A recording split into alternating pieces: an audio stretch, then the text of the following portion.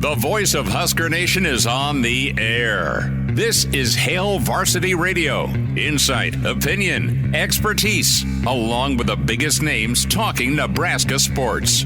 Join in with the show at 402-489-1240 or 1-800-825-5865. Now, here are your hosts, Chris Schmidt and Elijah Herbel.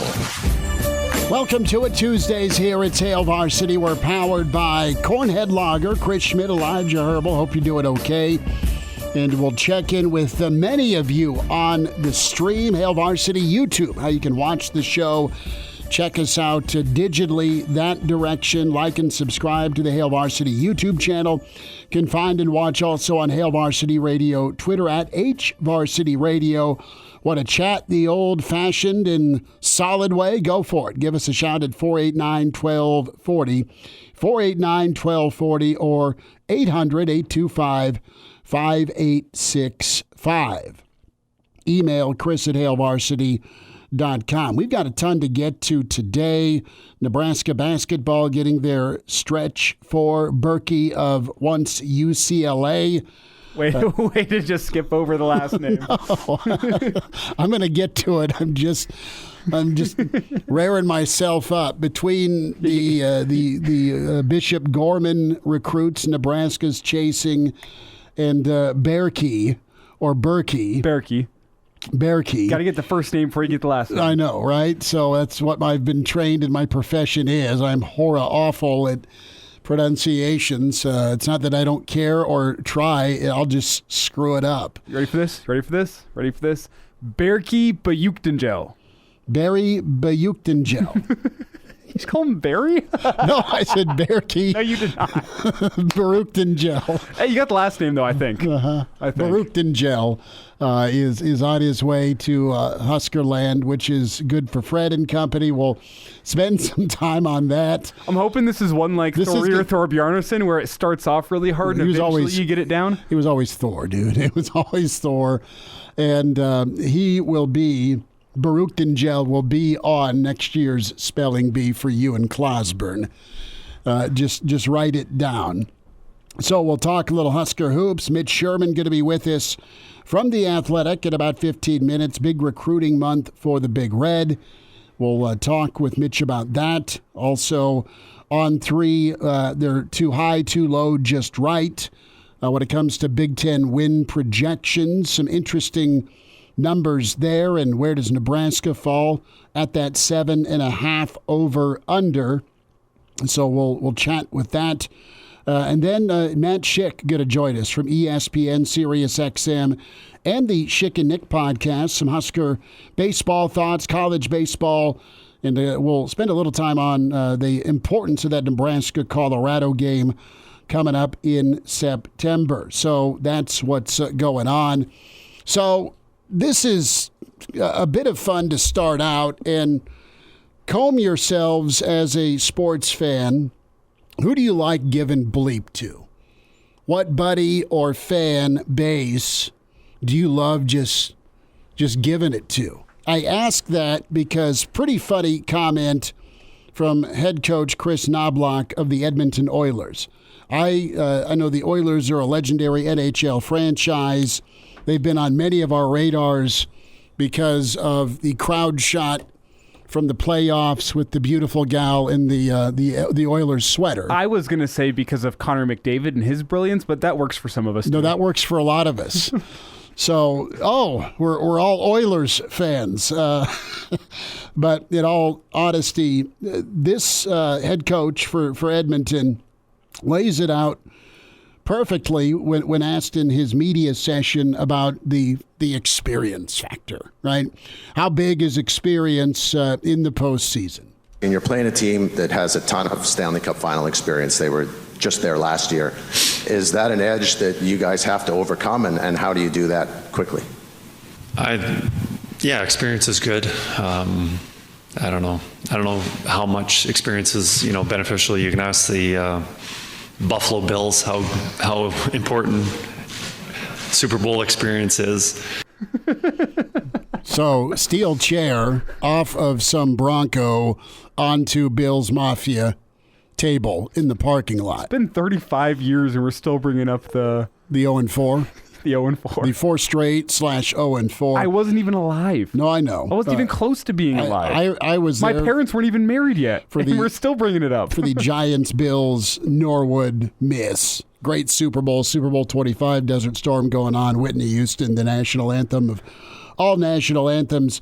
But we ask this, and we'll get to Bearkey and what he means for the Big Red basketball offense in a moment, but Dunked On fan bases, do you have a 1, 2, 3 across all sports?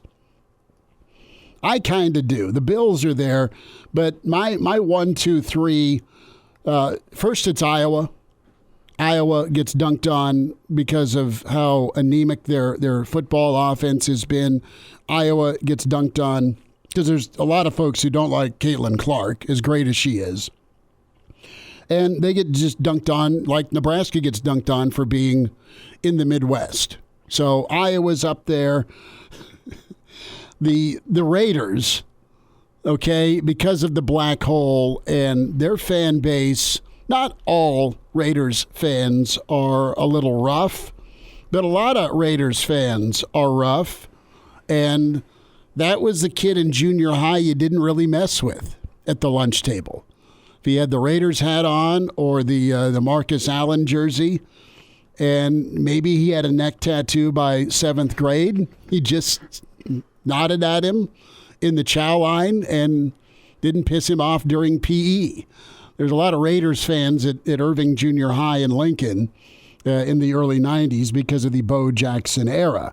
So Raiders fans, they get dunked on just because there's all sorts of social attachments people put on Raider fan.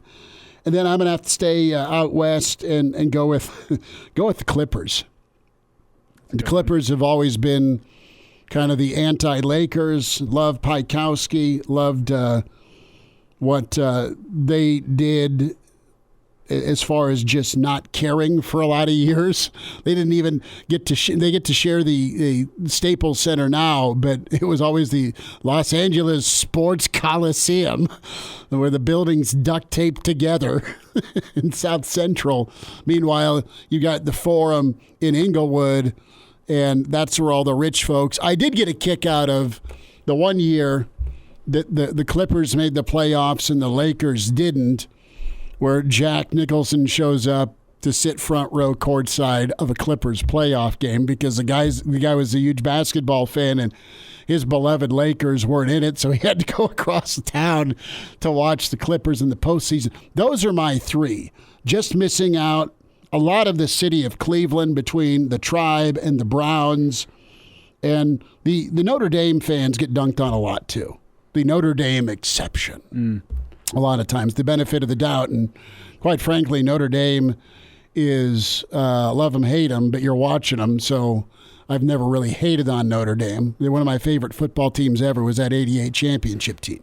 See, for my top 3, I'm going to start off by going overseas to soccer. Roll your eyes all you want. I don't care. I'm a Tottenham Hotspur fan. There is an adjective in England, Spursy, which refers to blowing it.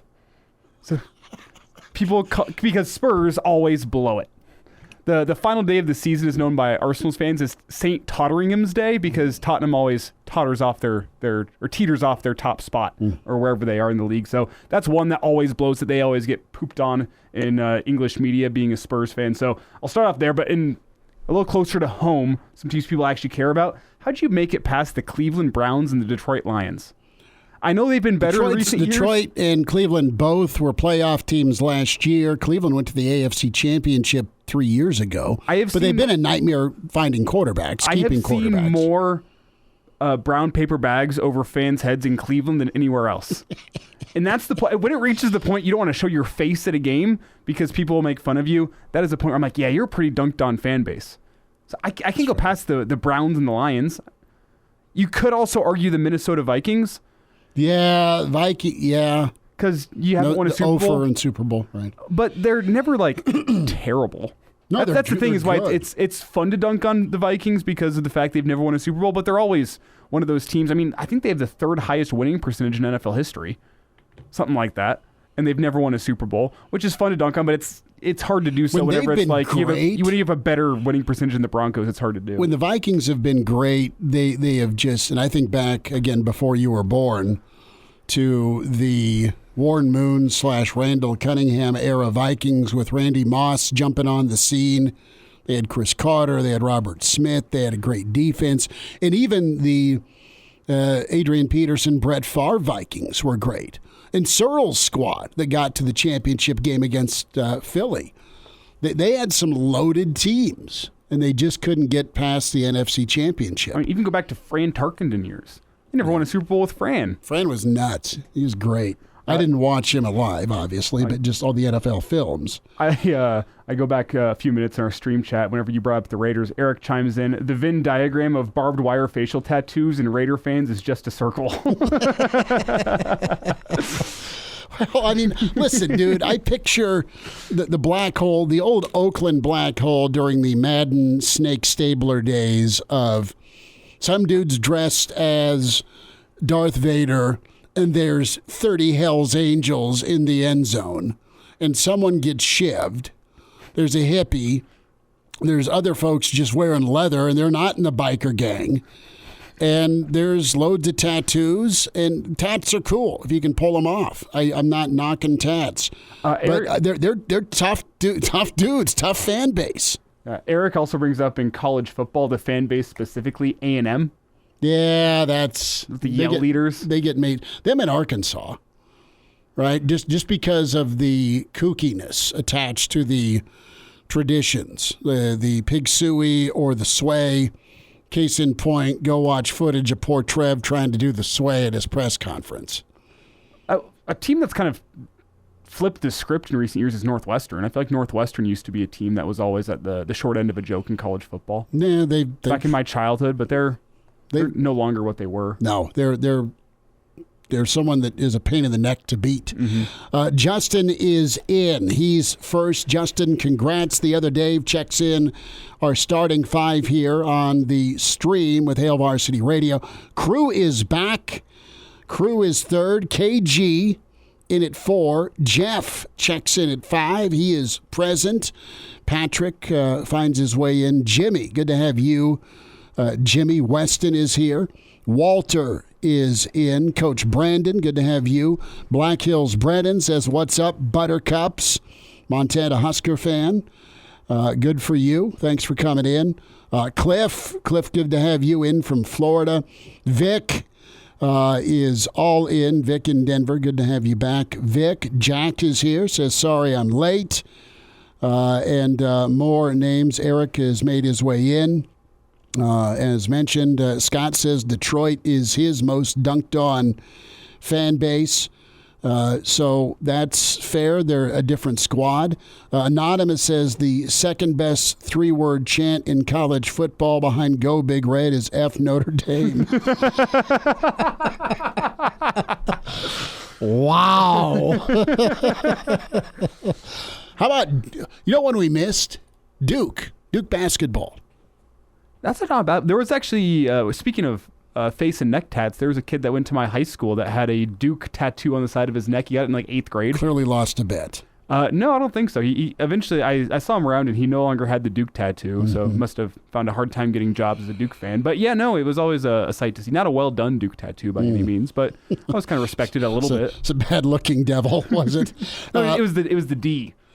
Berkey, our transfer for Nebraska basketball, the UCLA player. Now, started 8 games for the Bruins. UCLA underachieved this year. I really like Mick Cronin, but a big-time priority for Nebraska was getting someone that was skilled at that forward spot, was versatile, and Berkey at 6'9", 245. Nebraska able to get this stretch into Lincoln. Also took a trip to BYU. Texas also looking at him, native of Turkey, and 26 games a season ago. His three-point percentage right around 30%, just shy of it, and 4.5 points a game. I think with the history of Fred and his staff, you'll see that 3-point percentage go up because of their development ability. This guy, in just watching some of his film earlier, he is not a soft stretch four. And what I mean by that, the guy will look to score in the paint. He's active around the offensive glass. Again, it's a highlight tape. But he's been open in that short corner or top of the key or corner on that extra pass to beat the rotating zone, catch, fire three. Really sweet looking. And let's be honest, the left-handed three-point assassins are really fun to watch. Had ankle injuries and injured his hand as well, so that limited his action last season. But Nebraska needs this in their offense. You need a dude to protect the rim and be able to clog that paint down low. You also need someone of size to open up some of the driving lanes for Nebraska and really many offenses. And you get a stretch four like this that it's good enough to go to UCLA. I'll say this, and it doesn't matter what country you come from, but if you go international, those dudes over wherever, Europe, Middle East, they spend so much time with fundamentals that they come in so sound. I mean, and it's a 6 practice to game ratio, and you'd love that in your program. Mitch Sherman's on the way with Hail Varsity. It's that time. Hey, Mitch. Mitchie. We're looking for you, pal. Mitch Sherman from The Athletic, talking Big Red. Unleash the fury, Mitch. Unleash the fury! On Hail Varsity Radio. Back to you. It's Hail Varsity, powered by Cornhead Lager. Chris Schmidt, Elijah Herbel, as more of your most dunked on fan base suggestions come in. Pretty good. Mitch Sherman with us from The Athletic, at Mitch Sherman on Twitter's where you follow him. Locked On Podcast. Can hear Mitch weekdays on YouTube and the different podcast platforms as well. Mitch, how we doing? Good to spend some time. Hey, Schmitty. I'm good. How are you? We are good, and we've got a number of folks that are excited in the stream that Mitch is here. They love the intro. Right. Many are chanting to release the fury. As a sports fan growing up with the topic of the day, what fan base did you like to dunk on? Did you like to pile on? What team did you love to hate? That's a great question. It probably would have been, man, I didn't get to dunk on a lot of fan bases as a Royals fan. So, I probably just have to go thinking college football. And growing up in Nebraska, it was enjoyable to dunk on any of the Big 8 schools other than Oklahoma. Like they pretty much all were in that same category, weren't they? I mean, Kansas, Missouri, Kansas State, they were all fun. Like as a kid, that changed in my professional life, sure. But I wasn't dunking on them while I was writing about Nebraska. But I think that's probably what it is. You can really only do that if you like have the high ground, and I rarely felt like that as a Royals fan, which was my primary passion when it came to pro sports. I was a Celtics fan, but so I guess we got to dunk on the rest of the Eastern Conference and the NBA quite a bit. But I'd have to say just like the whole Big 8 minus Oklahoma. Mitch, his answer, all of the Big 8, no suitors. My top 3, I think Iowa football gets dunked on with yay punting, but they're a hell of a good program. There's a lot of folks that can't stand Caitlin Clark, even though she's incredible. Said Raiders fan, Oakland or L.A. or Vegas Raider fan always gets, it seems, slapped in the face. And then I put the Clippers. That's my 1, 2, 3. Okay. Yeah, I mean, more modern day. Clippers, I suppose, but it's you don't get as much enjoyment out of dunking on like just a team that it's almost too historically. And I know there have been some exceptions, various years, but historically, it's just so easy to dunk on some of those franchises, like the Clippers that you mentioned, that it almost becomes not fun anymore at some point. Well, and I want to ask the statute of limitations here, Mitch, with some of these fan bases, because where this all started was listener Trevor sent me a tweet with Oilers head coach Chris Knobloch saying, just essentially out of the blue, dunking on the Buffalo Bills for their 4 Super Bowl appearances back in the day without winning one. At what point does the statute of limitations expire? Because I still think the Browns and the Lions are up there, but they've started to have some recent success, and you don't see people dunking on them as much. So how long can you continue to dunk on a fan base before, you say, they're actually kind of good now, we can't do that anymore? I think if they win a championship. I mean, I think that's when the statute of limitation ends. It's like, and for me, that's been advantageous, because the Royals every 30 years win a championship, so it runs out. I mean, you can try to dunk on them and say, hey, you've had all these 100 lost seasons, and then I'm just like, yeah, but 2015, how about 2014? Almost won it, 1985.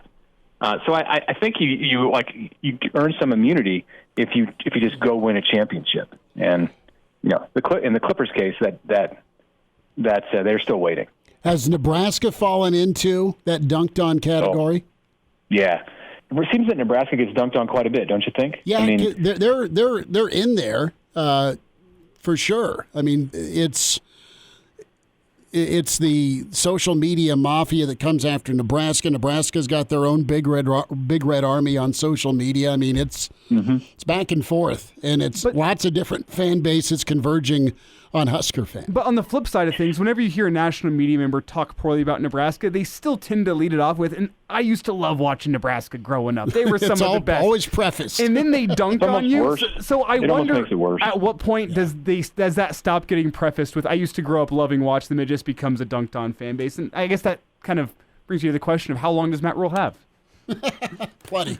He's fine. I mean, at some point, everyone's just going to age out. Anyone who grew up watching Nebraska at some point is no longer going to be around and watching college football or in any position to analyze it. So fortunately, we're not at that place yet, but the day is coming. Nebraska better give people a reason to say, well, I enjoyed watching them in this year or this year or this year, in the year needing to start with like a 2 instead of a 1. Cool. Mitch, that leads us to your story today in The Athletic, and when it comes to making sure the program's not dunked on, it's all about players, it's all about development, it's about recruitment. As you've been able to look at what Nebraska's done under Coach Rhule in this short window, what are your impressions here on the recruiting front with his not only organization but just his ability to evaluate talent? Yeah, I wrote about what's going on here this month, and the Nebraska coaches are in Texas today, and they were in Texas yesterday, and searching for some diamonds in the rough, some players who've been under the radar, and then others who show up at these camps who are well known by major programs and want to get looked at, evaluated by Nebraska. I think where Rhule and his staff have an opportunity to separate themselves from some general things that are going on around college football or the way that many programs go about attacking recruiting.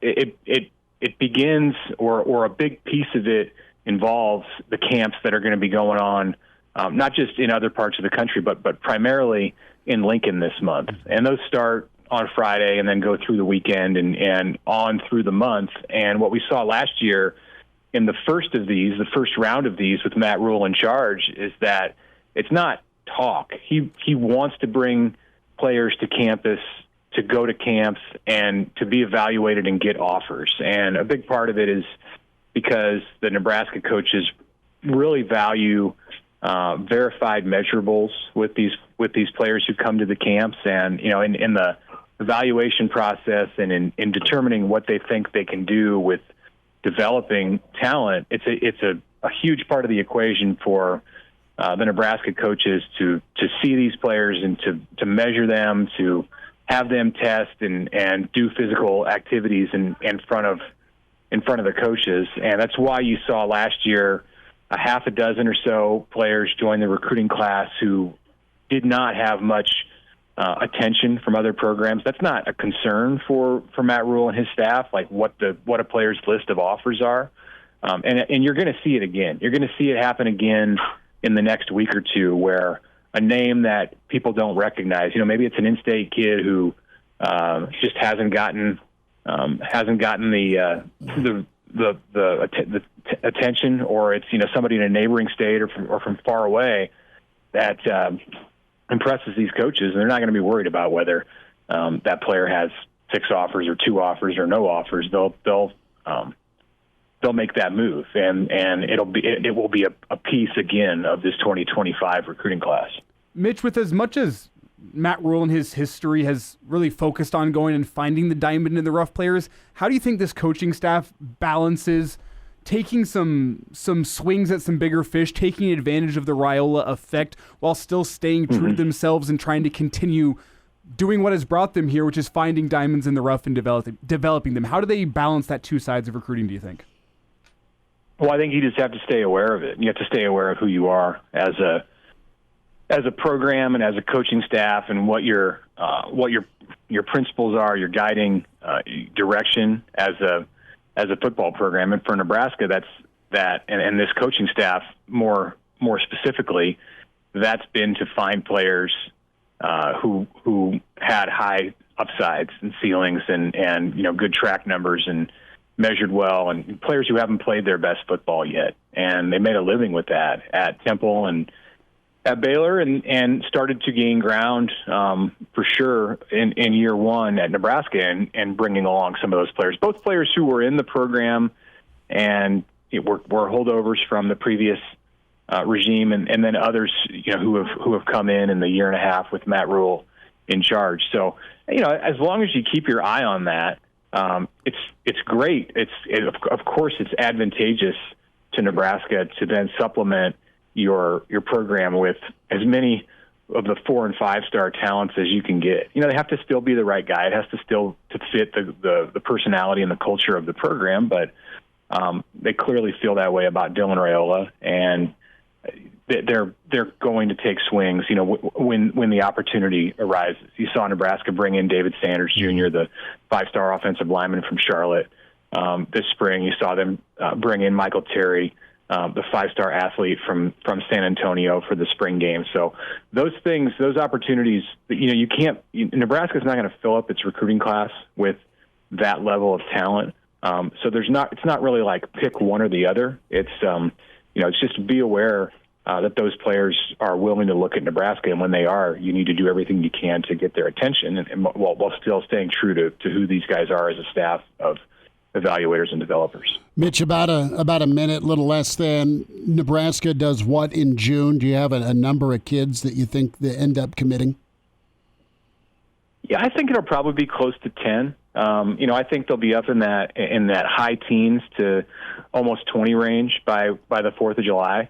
It's going to be largely dependent. The momentum is on what they can do in state. That's the foundation. That's where things start with Nebraska football recruiting. It was last year. It has been with this recruiting class so far, the group that makes up the 25 class. And there's 4 players out there who are all going to be on campus at some point in the month of June, who are from the state of Nebraska, who have other offers and Nebraska offers, and how Nebraska does in locking down its own borders is going to set the tone for then bringing more onto this class, and doing the stuff that we talked about, both with the high end players and then uncovering some gems out of the camp ranks. Mitch, we'll check in again. Thank you so much. All right, thanks guys. Take care. Hail Varsity Radio is live. Now, back to Schmitty. Schmitty's a great guy, but he don't have a brain. And Elijah. You want me to speak? When I point you, yeah. On Hail Varsity Radio. Good stuff from Mitch Sherman from The Athletic that will be posted Spotify, iTunes, Google Play. That segment you want to hear Mitch Sherman check that out, or the entire show, Spotify, iTunes, Google Play with Hail Varsity Radio, or the Hail Varsity YouTube channel. Check it out right there. We talked about recruiting. We have gotten into a lighter topic with the fan bases that get all the guff, dunked on fan bases, and it was spurred on by a media session moment with Coach Knobloch of the Edmonton Oilers piling on the Buffalo Bills about all their Super Bowl experience. What did they get them? Got them 0-4. And that was a stray that Bills fans continue to take. And we got to just discussing what fan bases do you pile on? What fan bases right now are the most dunked on? And I think you could, with a straight face, say Nebraska is in that category. We talked with Mitch about that. KG checks in a kindler, gentler version in on the stream. We'll put it up on the stream. It says, Nebraska, big time, big time. I met some BYU fans last year, and they were mocking the best 4-8 team of all time. You had BYU folks giving you hell. Never a good thing. No, never. Whenever the people that can't even drink coffee are giving you hell. Oof. You can't even sit down and say, let's have a beer and talk it over. There's more you could say, but I'll leave it at that. Yeah, we're just going to leave it alone. One more thing. I just have a correction to make what you let off with. He said, what did the 4 Super Bowl appearances get the Buffalo Bills? Got him 0-4. Got him one more thing. Got him a 30 for 30. Sure. Let's not forget about that. That's a big deal. Mm-hmm. Kind of. Well, I'm sure what was it, the 4 seasons or something like that in Buffalo? I don't know. BYU fans give heck, not hell. Thanks, Eric. That is good. Scott checks in. Ready for football season already. June always goes by slow. Hey, it's going to be heating up with recruiting, and want to focus in on there. And Mitch nailed it with what Nebraska's emphasis is, and that is what he said. It's locking down the state border, right? Does Nebraska land some of the kids they want to get from in-state? That's Christian Jones, right? Jones is set to see Oklahoma and USC this month. Nebraska wants to make sure that they land a stud linebacker from just up the road. You've got Ziebert of Platteview. You've got Lofton, of course. I mean, those in-state kids are out there. Lofton was at Missouri last weekend. Ziebert was at Stanford. So do what you can to keep the in-state kids home. You got, of course, Jackson Carpenter, stud ball player. That's big time. You've got Terry Akin out of Omaha, which is big. But when it comes to Nebraska, here's, Mitch talked about the separator, and there are other coaches like this. But I think there's more coaches out there that just have a little too much BS in them. And first and foremost, Nebraska is always going to be, whether you're 5-star or no star, what are you like? What are you like despite your measurables, despite your short distance burst, despite your explosiveness on the football field and in the track arena? Are you going to fit, and are you going to be a good teammate? Are you going to be a dude that can work in the locker room? And that is the evaluation above all evaluations. Yeah, you might reach a little bit if somebody's high level, high profile, but it's not so far outside the lines that you're going to risk blowing up the locker room. I truly believe that with Matt Rhule in Nebraska football. And his message, and I think this is what folks believe because it's pretty sincere, is it's not what you can do for me on 3rd and 8, getting after the quarterback, or what you can do for, obviously there's a lot you can do on the football field if we think your talent can be in there can be greatness at the Big Ten level. But it's, what can we do for you? Can you come here, get an education or a NIL payout, right, to promote yourself, and it's what we can do for you. The air quote we. That is what Matt Rhule's saying about Nebraska. He always talks about second contracts. He talks about getting guys to the league. He talks about bettering someone's life when they come to Lincoln, and he believes that 1,000%. Well, and it really comes across to guys. So they may not pick Nebraska for whatever reason. Maybe it's, hey, I want to see him win, or hey, this place is closer to home. But to a dude, when you talk to the recruiting experts we love talking with, and even some of the kids we've talked to in the past, it is truly about connecting. And yeah, this guy does want the best for me. That's a lost thing, and I'll shut up, in college football. What you hear from the parents is consistently, like and this is a paraphrase across multiple parents, is that what Matt Rhule cares about whenever he talks to the parents, when he talks about the kids, is before what you can do on the football field. Obviously, that's important. Matt Rhule knows that he doesn't get to keep on doing what he's doing unless he wins. But the number one care, understanding that it's going to lead to results in the football field, is taking an 18 or 17-year-old boy and turning them into a 22-year-old man by the time it's all said and done. People love that line. People love promoting that as, well, this is what my principles are. I mean, it's not oversold by Rhule. I mean, he just talks about it as part of the main part of his narrative. And you get that right with turning someone into a grown-up. The byproduct is going to be wins, don't you think? Well, I mean, look at whenever David Sanders was in town, what's a big part of his recruiting visit? We're going to do a cooking competition with the kids that are in town right now. Mm-hmm. We're going to have the parents be the judges at the end of the day. Like, where else have you seen anybody do that? Like, how much does another coach say, hey, it's such a big part of what we do here to take you from a boy to a man that, hey, we're going to teach you how to cook. Because if you're a 22-year-old who doesn't know how to cook, how much of a man are you? Like, that's a big part of it, and it's so much so that... Are you self-reliant? Yeah, and it's such a big part of it. It's not just, hey, once we get here, we're going to teach you how to cook. It's, hey, while you're on a recruiting visit, let's give you some lessons as well. It's not all about football here at Nebraska. It's a big part of what we do. We're going to show you the facilities. We're going to sit you down with your position coach. We're going to go through your high school film and give you some pointers for your next year and show you the expertise we have there. But that's not the only place that we have expertise. We're going to sit you down, and we're going to show you everything this place has. You're going to make a hell of an omelet. Mm-hmm. We're not just going to sit you in front of a Lamborghini with some Louis Vuitton and take a little photo shoot because it's all about flash. That was a bit of a stray. No, that's fine. I mean, the Buffs have fallen into that category. But that's who I was taking a stray at. But that kind of underscores the difference in the two programs between it's about football and it's about more. No, fair enough. I hope that was a healthy dose of Kool-Aid for your Tuesday. Well, everyone's thirsty. Everyone is absolute thirst driven, and hey, it's a dry month with not much on the field, so get the thirst quenched with what June is, and that is how you solidify your 2025 class. We'll wind down this first hour, and we'll talk about that floor of 2024. What is it? On3's come out with their win projections and what's right, what's wrong, and what's just right. And now, back to Hail Varsity Radio. Back with you at Hail Varsity, powered by Cornhead Lager. We'll check in with Matt Schick around 5:20.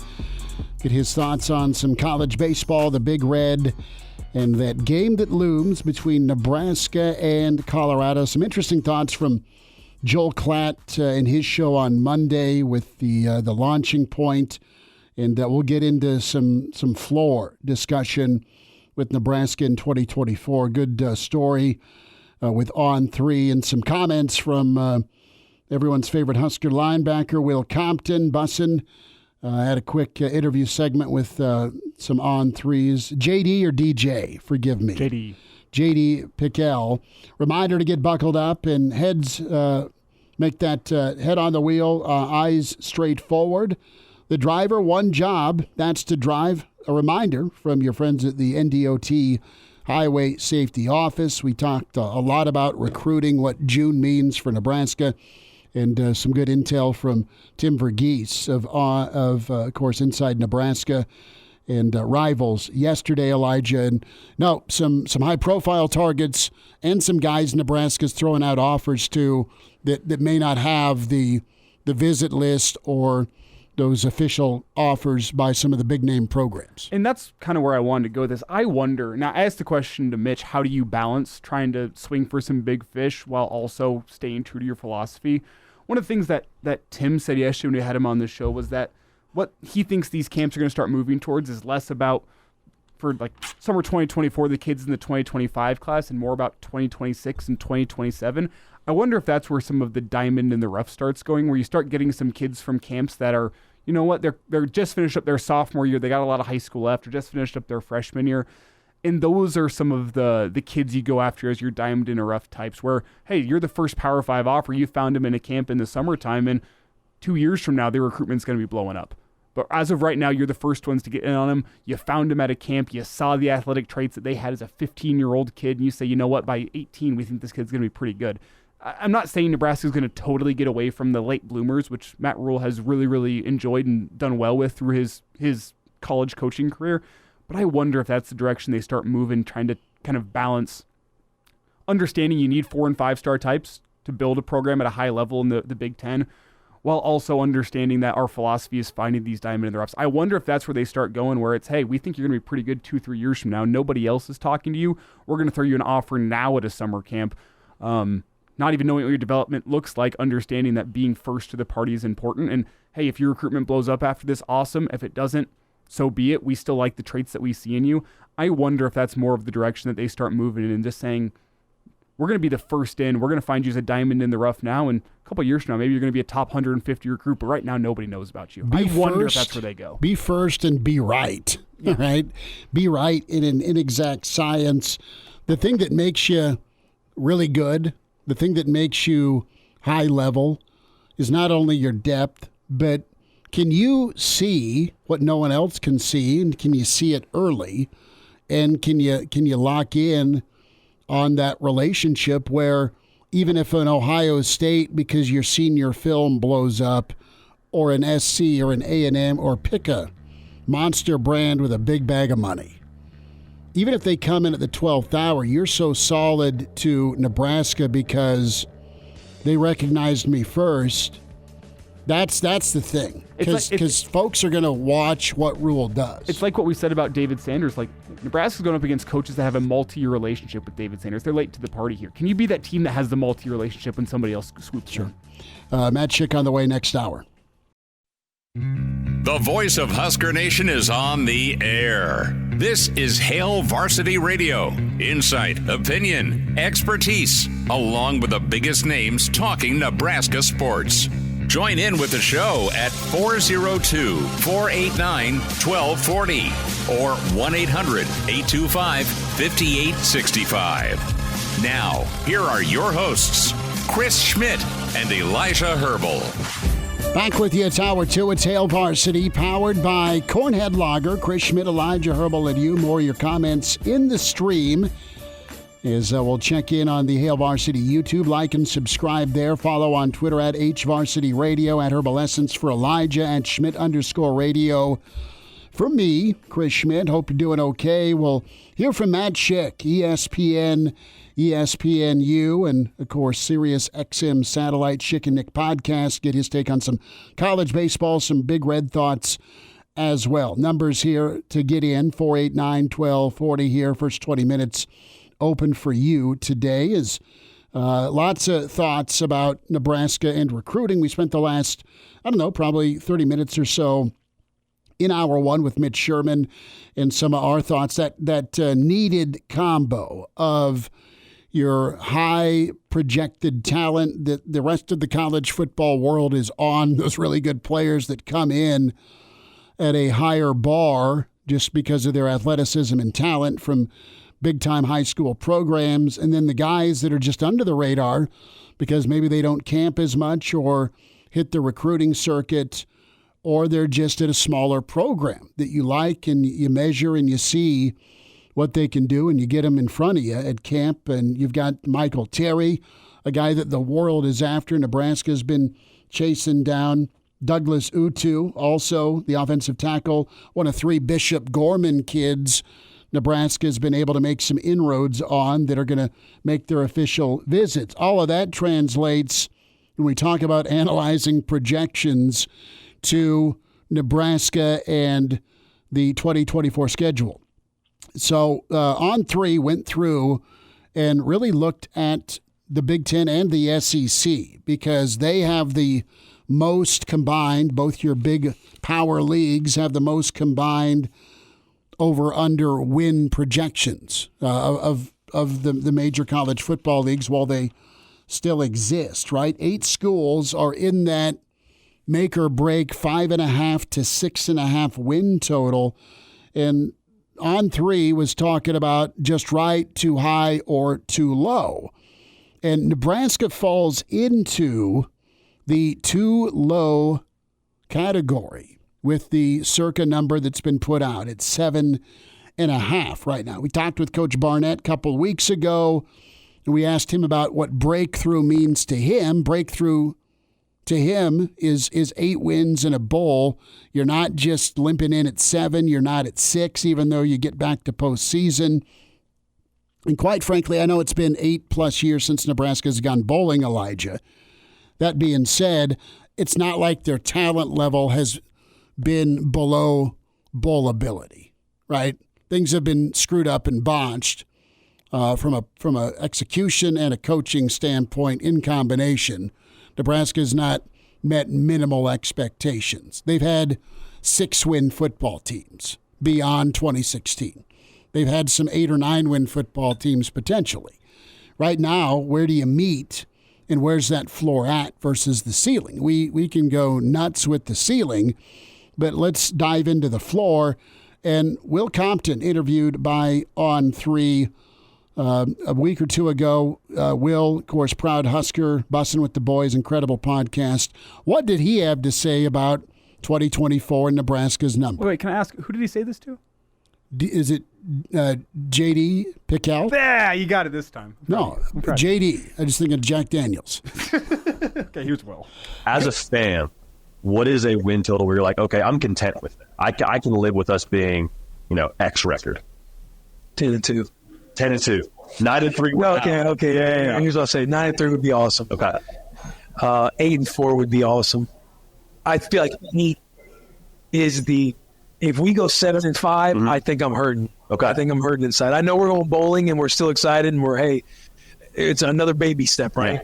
But I think no matter what, I'm laughing too because I'm just thinking like everything you get taught as a player is 0. You can't place an expectation. You can't place a number. But no matter what, we got to get at least 8. Let's go. At least. Let's go. I'm personally disappointed with 8 because I think we're better than that. Uh-huh. But if I'm talking to the bigger base of Nebraska, I think 8. 8 is the minimum. As a fan. Okay. So 8 the minimum for one Will Compton. What are you content with? We're all projecting here because it's June. But right now, Nebraska in that too low category. Iowa in that too low category at 7.5 for each. Ohio State in the too low category at 10.5. And Fear the Turtle, Maryland at 6.5. Just right. Michigan there at 9.5. Penn State there at 9.5. SC at 7.5. Whiskey at 6.5. Oregon at 10.5. Too high. Get your punching bag and your smelling salt ready. Minnesota, Purdue, UCLA, and Washington. 5.5 for UCLA and Minnesota is what the number is now for the over-under. Purdue at 4.5. Washington at 7.5. So what is just right for Nebraska? I think 8 is just right. I'm not sure, and we'll have our formal declarations as we get ready for kickoff for Utah. So we have some time to play with this. That being said, there's some mile markers for me, Elijah. All right? The mile markers, and it's not just a 3-game season, clearly, right? But I look at how do you handle Colorado?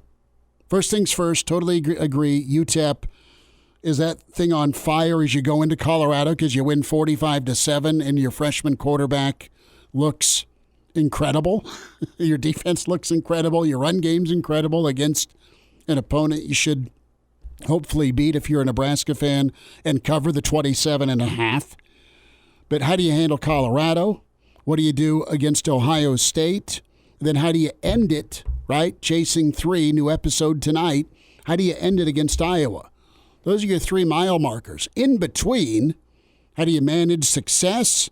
How do you manage disappointment or a beatdown or a loss or a convincing loss, maybe not an embarrassing loss?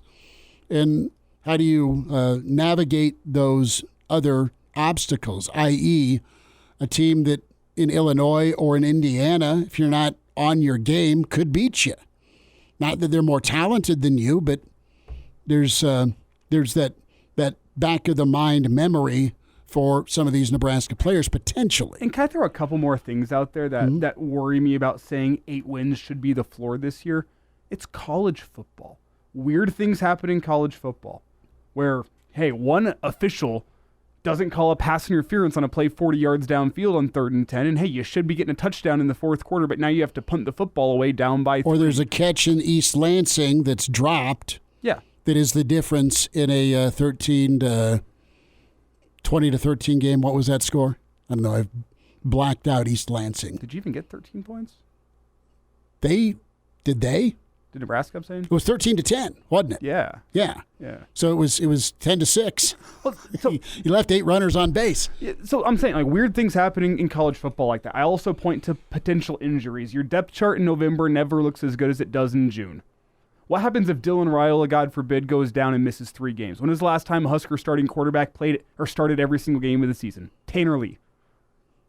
And some were wishing that he didn't. But that's what. How do you feel if Heinrich Haarberg has to come in and start 3 games? Does that change your floor for the year?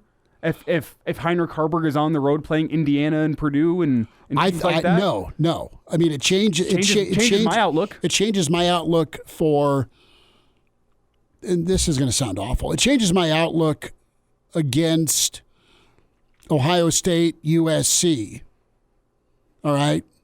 It doesn't change my outlook. Nebraska doesn't have as good a chance without Rhule. I know he's not been anointed or announced yet. Haarberg can do some good things. And we don't know. We don't know what his improvement looks like in a live game against non-teammates. But what I saw, I liked, and there's a lot of things he can do. So there's a hell of a lot of other programs that are way worse off in their quarterback situation, in my humble opinion. But I mean, if you have to change your offense completely for a week because Heinrich Haarberg doesn't do what Dylan Rhule does, I don't think. Who knows if he does them as well? But he can do more to what they want to do now than they could a year ago. They just may do. That's fair, but I think it raises some concerns with this football team getting 8 wins if Haarberg has to come in and play. Absolutely, but you're still in a better spot than a lot of programs. I'll also throw another thing out there. How's the depth along your offensive line? I haven't seen enough to show me that if any stars on the offensive line go down that you're not going to have issues. What happens if Bryce Benhart goes down at right tackle? He was much improved last year. Can you name me who his backup is going to be should he go down? Kanak? Maybe. That's the name, or Gatula. That's what comes to my mind. There's just a lot of sure, what ifs and we're talking in June here. Totally get you. Well, again, it's just analyzing these projections, but the floor being 8. I mean, I think you'd sign up for it right now. I think you'd sign up for it, but would you settle with it? I think from a schedule standpoint, folks are saying. And some of these guys nationally are saying, well, the schedule is more manageable. I get that you don't get Michigan, you don't have Penn State, you don't have Oregon. You still are at USC. You're still at Ohio State. You're still at Iowa. You still have Wisconsin. You still have the Buffs. You still have Indiana. So it's pretty fascinating. But, I mean, I'd sign up for 8 right now as the floor. I think that's a hefty. It's not a dirt floor. It's a marble floor. Well, I can say I like Nebraska's chances at getting to 8 wins. I am not comfortable enough to put it at the floor because of all the unknowns that can happen between now and August and between now and November. Like, so many unknowns can happen. Injuries happen in college We're just football. talking. We have not made our declaration there are yet always for win total. Risers and fallers in college football where, hey, what Purdue looks like right now in the forecast might not be what they look like in mid-October.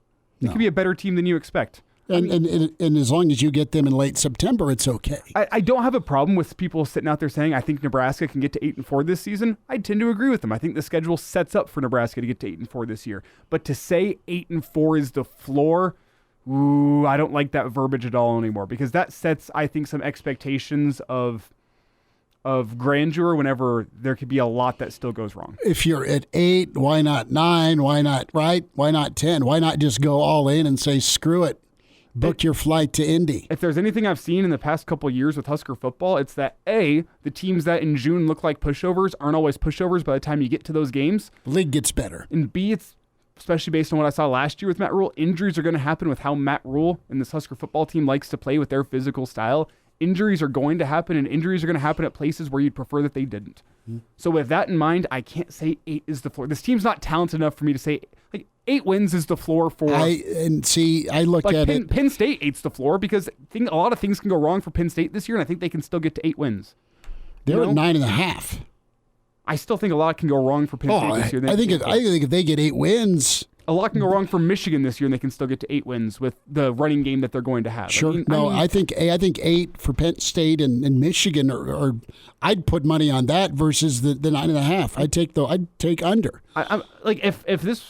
If there was no unforeseen circumstances in college football, I'd be fine saying 8 and 4 is the floor. But I define floor as hey, when things go wrong, you're still going to get to 8 wins. I'm not comfortable enough with this Nebraska roster to say if things get wrong, things go wrong, you're still going to get to 8. Well, they got to 5 last year, and things went real wrong at quarterback. Yeah. Who's on the line? Pete. Pete, thanks for calling. Welcome into Hail Varsity. How you doing? Good. Thanks for checking in. I guess I kind of like to reverse it a little bit. If you go back and look at the last year and the last 2 years, fourth quarter, late in games, we give up scoring drives that cost us games also. So it's not just on the offense. The defense, a lot of is going to depend upon if they can close games out and keep people from making those final drives to win games. We're lacking kind of in linebacker play. We need people to rush the quarterback and the defensive backs. We have some talent there, but it's going to be a little bit unproven.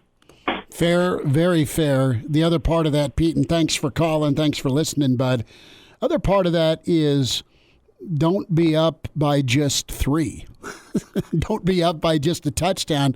Have a little bit of cushion, so God forbid if you give up a quick score or a score, you're still up. It's not tied, or you don't go from that one score or that 3-point buffer. It's manageable to, okay, you get the football, go get a couple 3 first downs and run the thing out.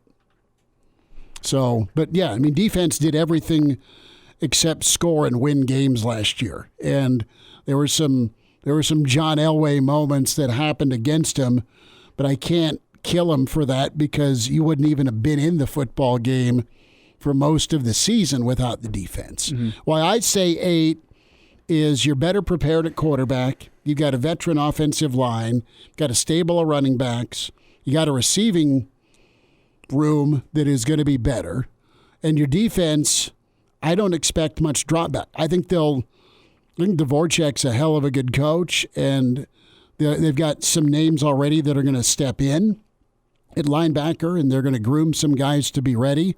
Love the secondary. And I think they've got a whole boatload of guys to choose from to go kill a quarterback on 3rd and 9. And some of those guys played as true 18-year-olds a year ago. I think their jump from year 1 to year 2 could be pretty nice. I just think there's too many question marks with a couple positions on the team, some badly placed injuries, badly timed injuries. Does kicking freak you? Kicking freaks me out a little bit. There's too many question marks to make. At the end of last October, I would have said, 6 wins is the floor, and then everything goes wrong in November. The wheels fall off. I'm not comfortable enough with saying that the wheels aren't going to fall off to say, and maybe that's Husker PTSD. I just think 8 is a high number for a floor. Okay. Matthew asked a question, did Chris just suggest an onside kick up by 11? And now, back to Hail Varsity Radio.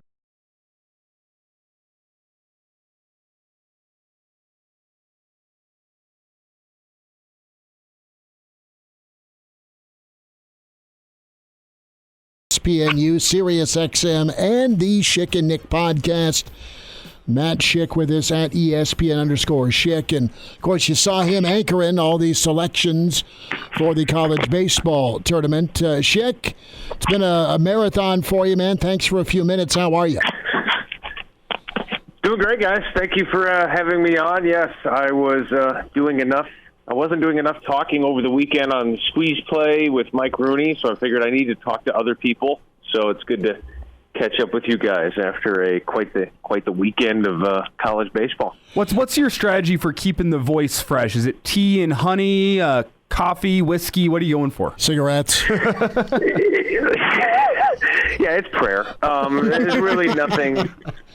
There's a lot of chatter. There's a lot of talk. It's hard to do anything. I mean, my biggest concern going in is to make sure that my stomach is full. I mean, I'm really more about my stomach than I am my voice, because once I get a little hungry, you get a little hangry, and then you never know what's going to happen on the air. The voice is the voice. I mean, there's nothing great about the pipes. But thankfully for the squeeze play, Mike Rooney takes up a lot of the oxygen, which is good. He and Chris Burke, they were, you can kind of toss it to them and then leave the room, come back 8 minutes, and get the ball back. So it's pretty good. It's a good setup. So to the hangry part, going back to the Snickers commercial, what's your angry Schick alter ego? What movie character or person or villain? Well, that's a really good question. I don't know if there's essentially a villain. It just become the king of cynicism, and my happy Matt, gleeful Schick is pun Schick. Like, I will just do a bunch of plays on words. I will do that till we're done. I mean, Chris Burke would look over at me and give me the stink eye a dozen times during the show, because I'm like, okay, there's the Purple Aces. What can I say? Like, here are your deck of cards jokes. And so I did that throughout the entire day, tweeted about it yesterday when the Purple Aces won. When I get angry or when I get frustrated, then it's just kind of cynicism of, really good job there. Just kind of picking apart what the analysts are saying. So I like to play nice, and that means you have to make sure you're well fed.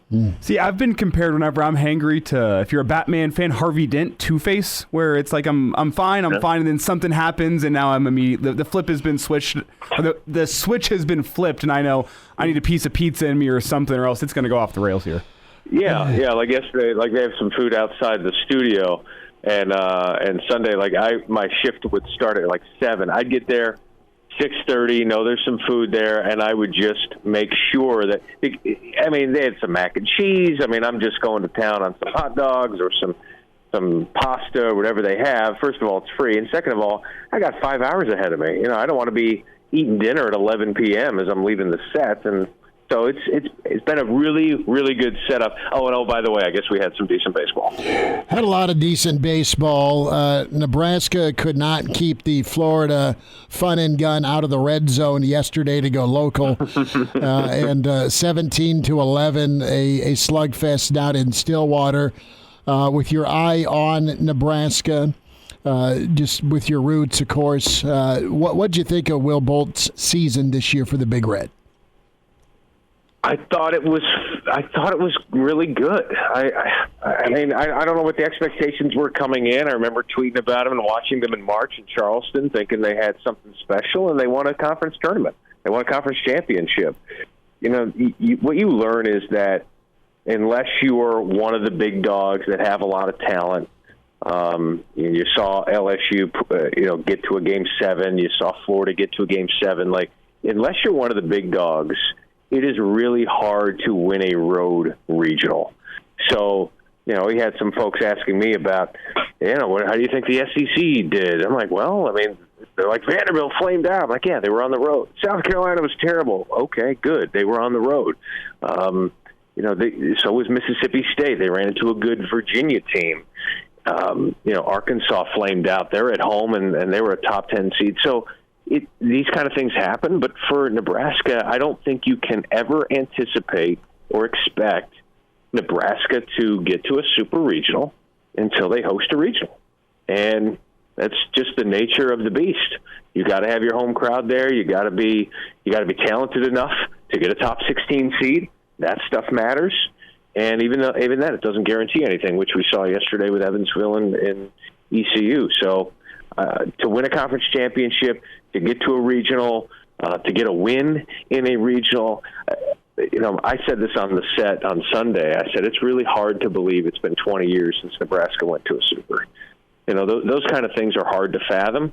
But when you switch conferences, you've switched head coaches a few times. They haven't been the same since Dave Van Dorn left. But I think Will Bolt is the kind of coach that, with chemistry, camaraderie, recruiting, I think he can get them back to, being respectable in the postseason, and that's maybe getting a top 16 seed. And I think that's going to have to happen for them to do what they want to do. Matt, one of the takeaways that I had from the weekend was the importance of the offensive baseball. And we obviously saw that in Stillwater. That's a hitter-friendly ballpark with two great offenses in Florida and Oklahoma State duking it out. But we saw it elsewhere as well. I mean, Evansville, if I remember off the top of my head, I think it was 10 home runs they hit this weekend to win that regional. You have Arkansas, who had great pitching all year long. Their offense was a little bit suspect, and that let them down in their own regional. Do you think that this year kind of shows the importance of offensive baseball and postseason baseball moving forward at the college level, or am I misreading that? I think it's kind of like in other sports where, you used to be if you were the number 2 or 3 wide receiver in the NFL, is kind of turned into a journeyman, but now you could break the bank. Things are turning a little more offensive in college football. Definitely, I think college baseball, you could probably say that. You heard Dave Van Horn on Sunday asked after they lost. He was asked about changing an offensive philosophy and does he think they should. And his response was, we just got to get better players. We got to get better athletes. Baseball is not a complicated sport. It can be when you have some play calls and some strategy, but it's bat on ball and can you barrel it up? And Arkansas, like you said, came into the regional as the worst hitting team of the 64 teams in the field. But they were one of the best pitching teams, and you knew if they lost Hagen Smith's start, they were not going to advance past the regional. They lost it. They lost the regional.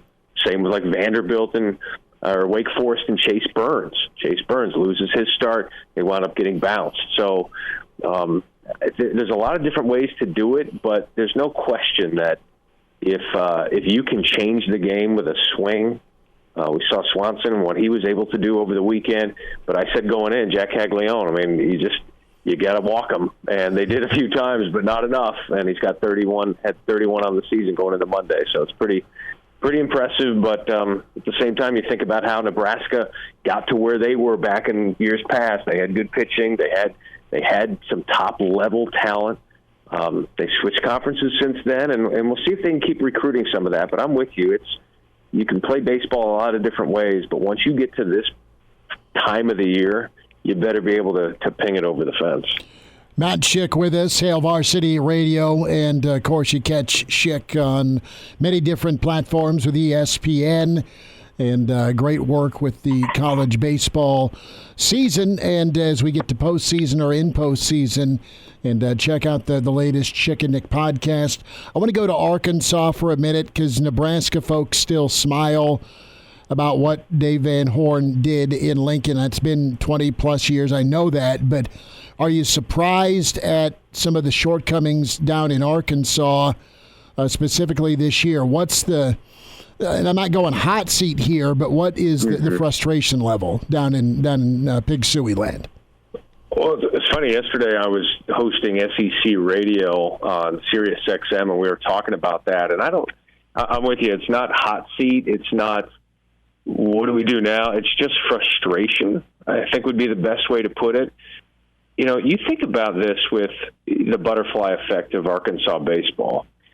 It's 2018. There's a foul ball down the right field line. They don't catch it. If they catch the ball, they win the national championship.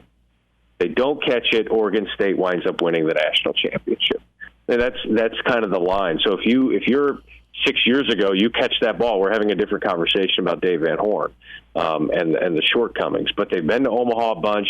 They've had third place 3 or 4 times. They've had runner-up once.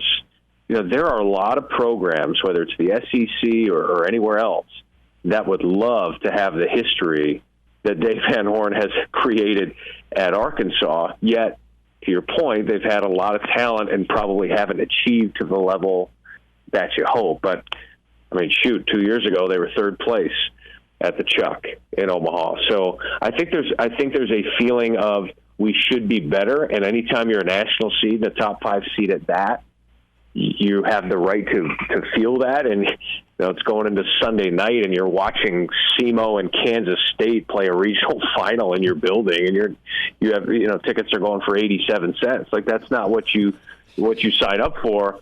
But at the same time, they didn't have Brady Tigert over the weekend. There's one of their frontline starters. They kind of had to piece it together, and you knew if they couldn't hit, they were going to have an issue. So he's a great coach. We'll see what he does moving forward with that program. He's impacted a lot of people in a lot of positive ways. But when you look and you see Tennessee waltz through to a regional or to a super and probably back to Omaha, you look and you see what Nick Mingione is building in Kentucky and waltzing to a super and potentially Omaha, and you look at you in the mirror and you go, well, what's wrong with us?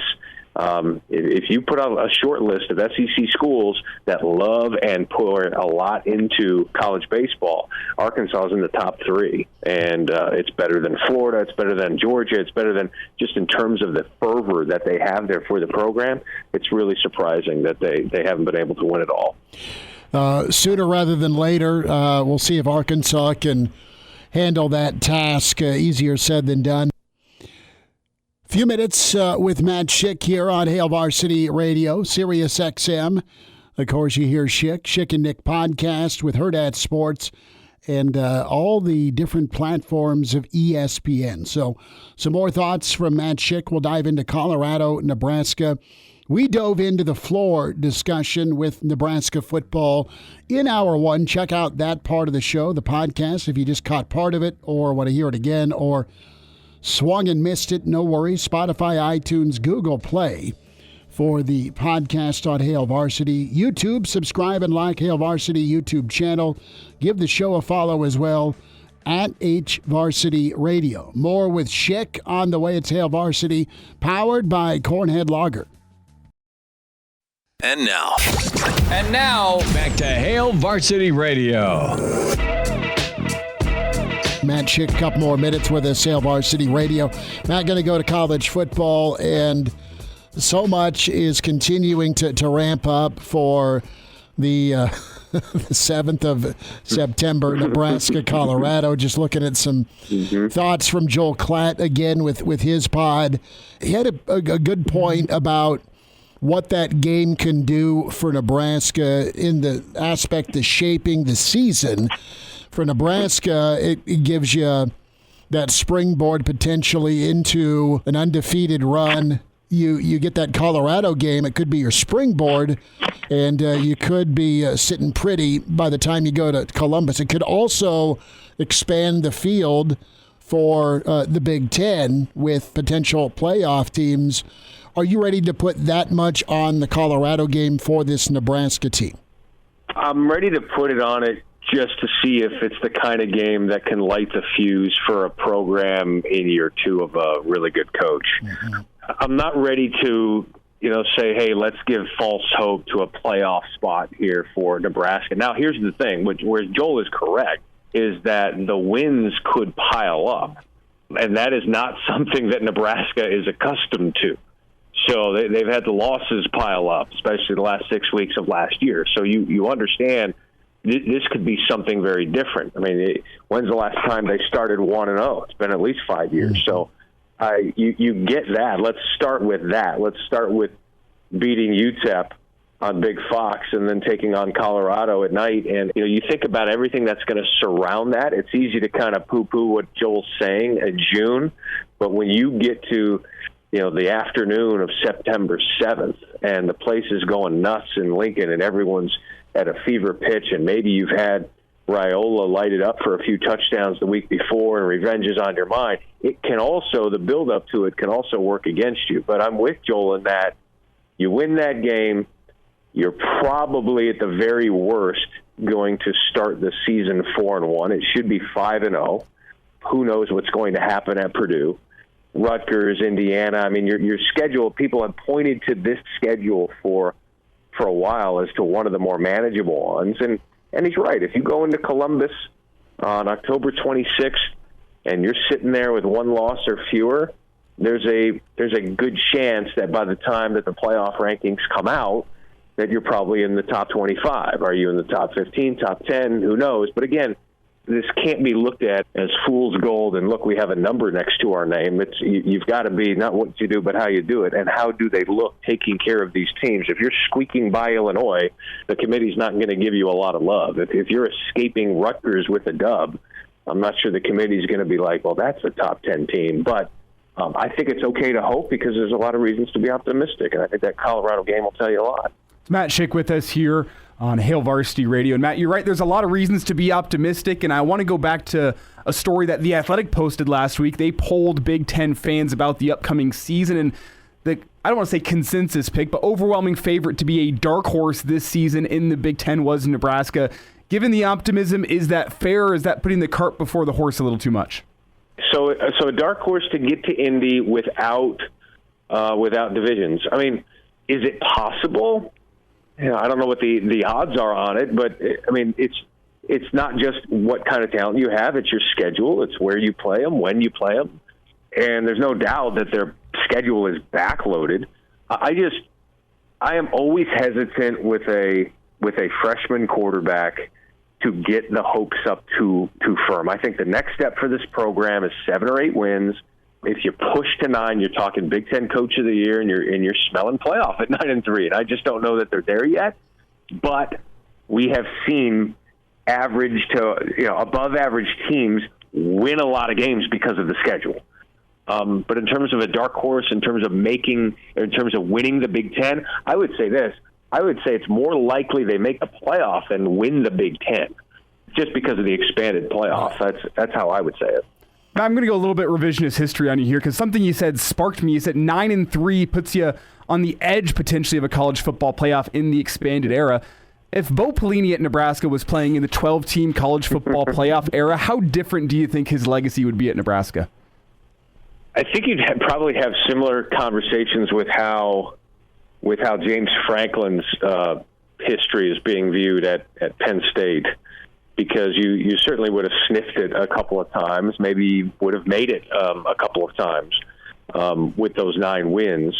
And, you get into a 12-teamer, 9-3, which became 9-4 with Bo and a bowl game, turns into 10-3, then maybe 10-4, 11-4. Like, you're having these different conversations of getting a win in the playoff, and not only getting there, but having the talent to do something once you get there. So I think there's probably. I mean, look, if he makes the playoff a couple of times, he could still be the head coach at Nebraska. I mean, they wanted stability, and he could have provided it, but he just didn't win enough, and some other things happened behind the scenes, and revolving door of ADs. But there was a lot of stuff going on around him that affected what they were able to do. But I'm with you. If you had an expanded playoff, maybe Bo Pelini was there a little bit longer, and then Mike Riley never shows up, and then maybe Scott Frost never shows up. Who knows? Matt, we'll get you out on this. FPI out on Monday with the national championship odds. Your top 4, Georgia, Oregon, Texas, and Ohio State. I'm going to travel down the top 15. You've got your Sooners and Nittany Lions and of course, your Alabamas and Florida States. How about this? In at 11 with a 15% chance or projection is Missouri. And then how about Lance Leipold and Kansas sneaking in from the Big 12 at 11%? How does Missouri and KU grab you? Is that's just FPI, right? That's just FPI, yes. That's interesting with Kansas. Missouri has been trending in the right direction without question. And I think what's interesting in a conference like, let's start with Missouri and the SEC, is that you've got a new head coach at Texas A&M. You got a new head coach at Alabama. You've got an Oklahoma coming in who knows what to expect. New young quarterback there in Arnold, who started a little bit late last year. And it's a fairly manageable schedule for Missouri. Kansas is an interesting one, and I wonder how much of that, too, is, you factor in the coach, you factor in the portal, you factor in the quarterback, and also the fact that, when Texas and Oklahoma leave, that means you don't play them anymore. So those kind of things make that a little more palatable. I go to the top and I think about, you mentioned a team like Oregon. That Oregon-Ohio State game is certainly going to be really interesting. I've never been 100% sold on Dylan Gabriel. I think Ohio State, to me, is at least number 2. Where do they have them there? The FPI is at 4? 4 behind Texas, Oregon, and Georgia. Yeah, I would put Ohio State at either 1 or 2, probably behind Georgia, simply because of Carson Beck is a much more well-known quality there. But that's interesting to me.